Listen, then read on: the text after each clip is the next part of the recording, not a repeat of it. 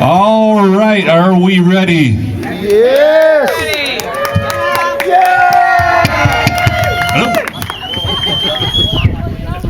Look how far we've come, people.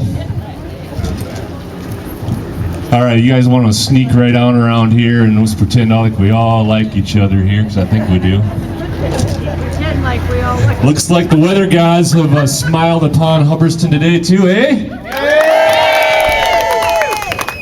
All right, well, I'm going to start,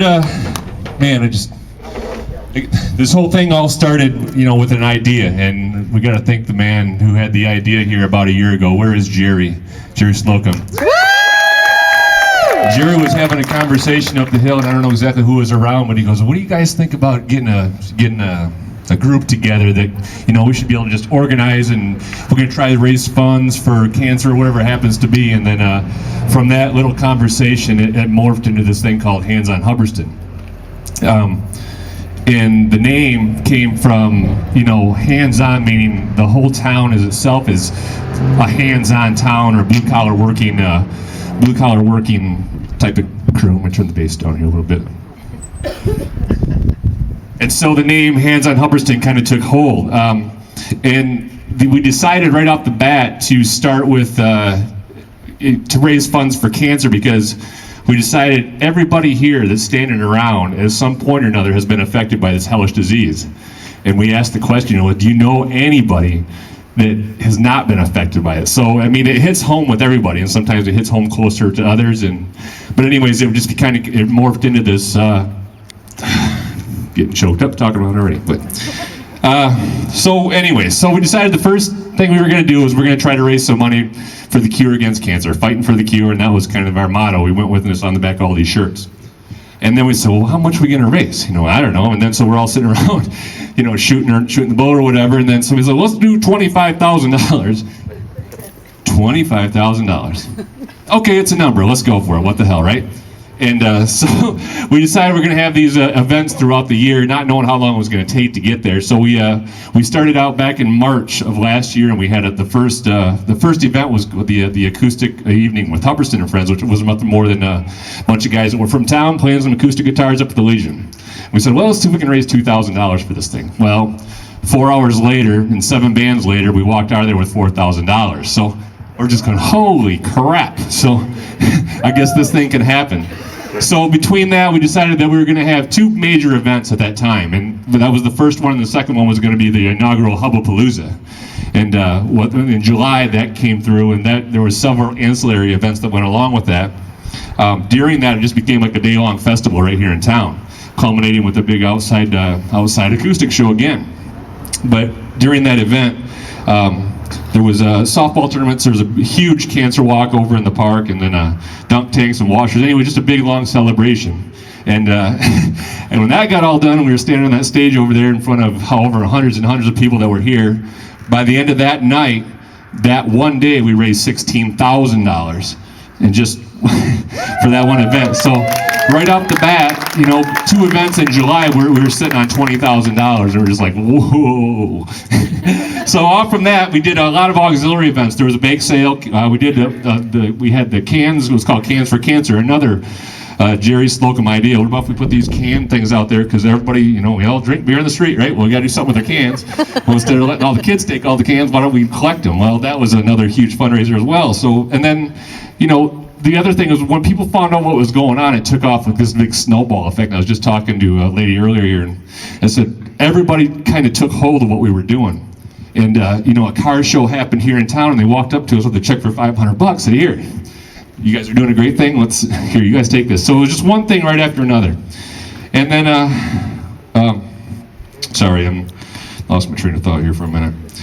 Anyways, so we got all this support, and especially from the local businesses here. And if you don't support your local businesses, you need to, because this small little town does nothing but take care of each other. So you got to thank everybody. You got to thank Shields Tavern. You got to thank the Celtic Patch. You got to thank Hubbardston Market, the American Legion, right on down the low. And Melton Signs and Bill, they this awesome thermometer they donated. So everybody was just donating their time, and It was crazy, but I guess what we've all kind of learned from this is anything can be accomplished when you put your mind to something and you have all the right people in the same room. As long as nobody cares who gets the credit, you'd be surprised what can be accomplished in this small little town, right? 450 people. Now, it wasn't just Hubbardston. I mean, we had all kinds of help from the surrounding areas. But what you need to understand is it doesn't stop here, because just because we gave $25,000 to the American Cancer, it doesn't mean cancer got cured.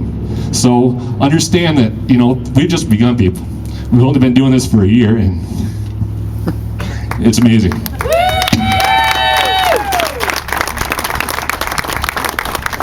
The list of thank yous is a mile long. I mean, as far as, people who've really stepped up to the plate. And, there's a few, I've told this story a couple times, but we had this monster, huge, stadium style stage for that Hubbapalooza, and I think if you were here, you guys know what I'm talking about. But we had a couple glitches, but anyways, we had a few people who really stepped up to the plate and made that thing happen with huge donations. And Bud and Joanne Howard were here, Bob and Katie Cash, and Bernie Charlene Ward, and there's a few others. I don't have them all here listed, but without that changed everything for us, because that made that whole evening, that whole day just out of this world. But again, it's just another showing of generosity that just made this thing unbelievable. For us, again, this small little town came together and raised $25,000 for the fight against cancer. Give yourself a hand. So we have a special guest here, and she's going to say a few words. I was just talking to her, a nice young lady. Her name's Alex Wiley, and she is the Associate Director of the Great Lakes Divisions of the American Cancer Society. And that's where our check will be going. So the idea was to we didn't know, it's like the American Cancer Society is this huge organization. Well, what our money is going to is going to be local. And then this lady over here is going to speak a little bit about that. So without further ado, Alex Wiley. So I have to try and compose myself, because I got asked to come out here today and I had no idea what I was coming into. I had no idea there'd be this amazing crowd of people, and let me tell you, I'm still trying to get through. I had no idea the incredible amount of money and effort and time you would all put in. So again, first, before I talk about anything else, please give yourselves an incredible round of applause, please. I have the joy of being able to be a part of the American Cancer Society. I got started when I was 16. I became a volunteer with a Relay for Life event at my high school, because I had a very dear friend of mine who, his mom was battling breast cancer for the 3rd time. And I decided, you know what, I need to do something more. I need to get involved with an organization that's going to make a difference. And even though I will not reveal my age, I've just never left since I was 16. And I have the joy of getting to be a part of incredibly inspiring events every day of my life, just like this one. And let me tell you, around a time of year where we are to give thanks for things, I want to thank each and every one of you so much for the incredible things that you are helping to make possible in the fight against cancer by doing this event, by being an incredible community that comes together and shares a common passion, and that's to find a cure for cancer. Who wants to find a cure for cancer? Absolutely. Just to kind of highlight a little bit with these incredible dollars that you have raised, we are able to offer so many great things as the American Cancer Society to your community. Even though we are a nationwide organization, one of the things I really want to highlight, and I encourage you all, if you get a chance, if you want to arrange a carpool, come on over to Grand Rapids. We have an amazing facility there called the Hope Lodge. So I want you all to kind of follow a little story for me. So imagine that you've got somebody who lives, let's say, any of you here. About how long I drove in from Grand Rapids today? What would you say? A pretty solid hour to get to Grand Rapids, right? Yeah? So imagine that one of you goes to your doctor and you hear those 3 life-changing words, that you have cancer.